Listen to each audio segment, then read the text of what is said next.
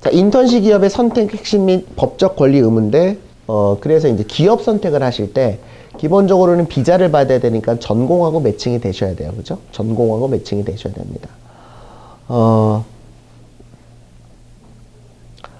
약간 반강제적으로 매칭이 되는 경우들도 많은 것 같아요. 왜냐면은 뭐 리스트가 많지 않으니까. 그리고 많은 기업들에서 어떤 경우들도 있냐면 그냥 이력서를 막 돌려요. 미국에 있는 아무 회사나. 그래서 그냥 걸려라 이거죠. 내 개인정보가 나도 모르는 사이에 많은 기업들이 돌아다니는 경우들도 있고, 뭐 그것도 뭐 문제점이 있긴 하지만 어쨌든 그래서 걸린 회사로 그냥 들어가는 경우들이 많이 있습니다. 그러다 보니까 가서 문제가 많이 생기는 것 같아요. 그리고 실제로 그렇게 진행이 됐을 때 항상 약자는 누구냐면은 인턴들이에요. 왜냐하면 노동법의 적용을 받지 못합니다. 그래서 J1 비자 인턴들은요, 지금 뉴욕주 같은 경우에 최저 시급이 8불이 넘거든요. 최저 시급이 우리나라는 얼마인가요? 6,020원인가 아마 그렇죠? 그 최저 급여가.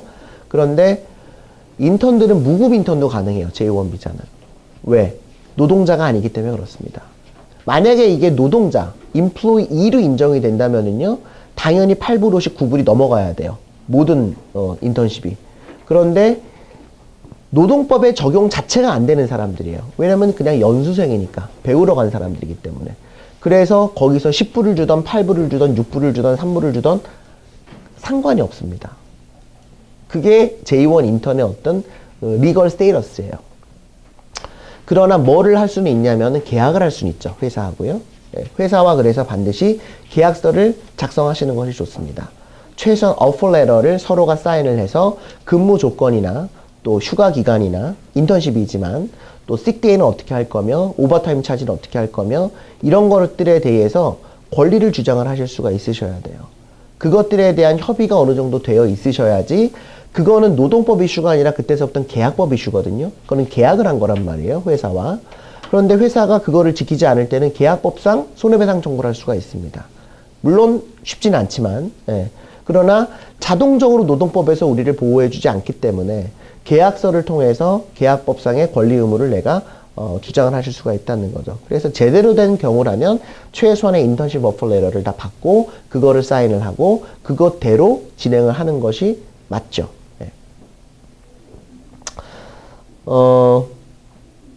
원칙은 사실은 오버타임에 대해서도 애매한 부분이 있어요. 미국은요, 모든 분들이 일을 하시게 되면 세 군데하고 연관을 맺습니다. 하나는 이민국이에요. 홈랜드 시큐리티라고 하는. 거기서는 뭐를 잡냐면 이 사람이 불법으로 일을 하느냐 적법으로 일을 하느냐를 잡아요. 근데 여러분들은 J1으로 가는 거기 때문에 다 적법하게 일을 하시게 되겠죠. 만약에 학생 비자로 갔는데 내가 돈을 받으면서 일을 했거나 무비자로 갔는데 돈을 받으면서 일을 했다. 그거는 지금 불법으로 일을 하신 거잖아요. 그 불법이라는 거는 뭐를 위반한 거냐면은 이민국의 이민법을 위반을 하신 거예요. 그래서 홈랜드 시큐리티 해석을 잡을 수가 있습니다. 그 다음에 두 번째는 어디랑 일을 하게 되냐면 레이버 디파트먼트, 노동국하고 일을 하시게 돼요. 노동국하고. 그러면 노동국에서 하는 건 뭐냐면 최저임금을 줬느냐, 오버타임 차지를 했느냐, 그쵸? 이런 것들. 그 다음에 뭐 월크 인바이먼트가 어떠냐. 그런데 안타깝게도 인턴들은 노동국의 그 대상 자체가 안 된다는 거죠. 왜냐면 인플로이가 아니니까. 그러나 어느 정도까지 이거를 보호를 받으실 수는 있어요. 완벽하게 노동법에 적용을 받지는 않지만 자동적으로 이제 보호받는 범위들이 있습니다.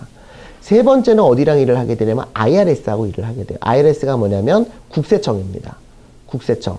그러니까 국세청에서는요, 이 사람이 불법 노동자인지 불법 체류자인지 적법 체류자인지 관심이 없습니다. 이 사람이 오버타임을 했는지 시급을 얼마를 받았는지 관심이 없어요. 뭐만 봐요? 돈을 얼마를 벌었고 벌어들인 소득에 대해서 세금을 얼마를 내느냐, 그거만 확인을 하는 거죠.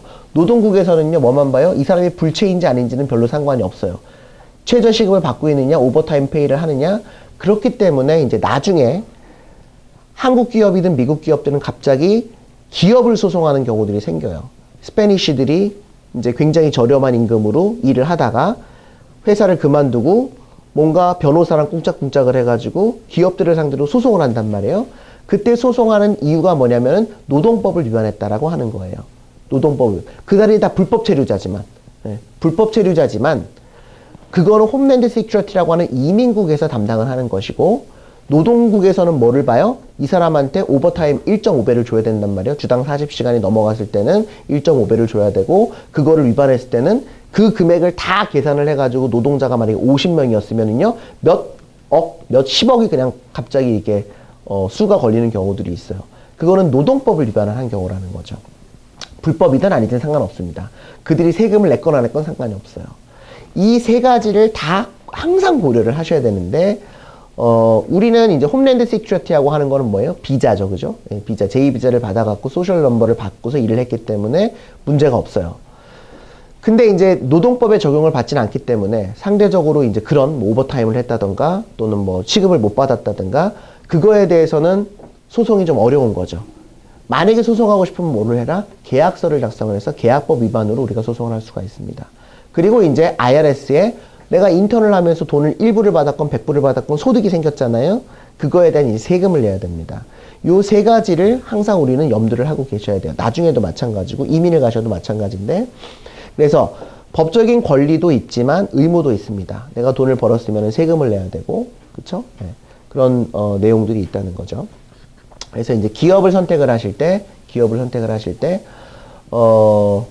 사실은 어렵지만 그 기업의 어느 정도의 대략의 윤곽은 잡으실 수가 있어요. 홈페이지를 본다든지 그 기업의 뭐 대표랑 또는 뭐 HR 매니저랑 인터뷰를 할 때 좀 물어본다든지 그 다음에 그것도 안 되면은 조금 자세하게 그 중간에 인턴십 이런 스텝 해주는 그런 회사에다가 자세하게 이제 설명을 들을 수가 있죠. 이게 정말 가서 나를 노동법에 적용을 받진 않지만 진짜로 약속한 급여를 제대로 줄 건지 막 부려먹고 막 오버타임 해가지고 돈을 안 주거나 이러진 않을지 휴일에도 나와갖고 막 일하거나 그러진 않을지 이런 것들을 앞선 인턴이 있으면 앞선 인턴한테 들으시면 가장 좋고 그 회사가 어떤지 없으면은 그 중간에 에이전트를 통해 가지고라도 정확하게 듣고 그거에 대해서 이제 서류상으로 작성을 해 놓으시는 것이 좋습니다. 그러니까는 내 권리죠. 예. 그래서 그거를 작성을 해놔야 나중에 문제가 생겼을 때 사실은 소송을 하실 수가 있어요. 그게 없이 그냥 이 회사 좋습니다 해서 가세요. 그랬단 말이에요. 한 10불씩 줄 거예요. 근데 나중에 10불을 안 준단 말이에요. 물론 그 DS 서류상에 스타이펜은 얼마를 줄지를 적어놔요. 적어 놓습니다. DS 서류상에. 근데 그게 회사 사정에 따라서 변경될 수도 있어요. 그냥 맘대로 변경할 수 있는 찬스가 있거든요. 그러면은 사실은 인턴 입장에서는 황당한 거죠. 그래서 그거와는 별개로 인턴이 따로 하나 계약서를 만들어 놓는 것이 좋다고 생각이 되어지고요.